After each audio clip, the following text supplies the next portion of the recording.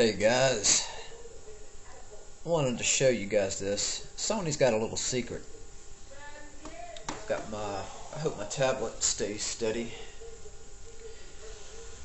A lot of the PlayStations that go in for repair simply need to be cleaned out. Mine could use a little bit of dusting, as you could see. But this is a feature that not many people know about. The PlayStation has a self-cleaning feature. Some of you may know about this, some of you may not. I'm going to show you how to do it.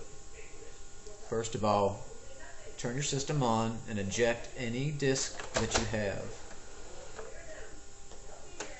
Disk is out. Good.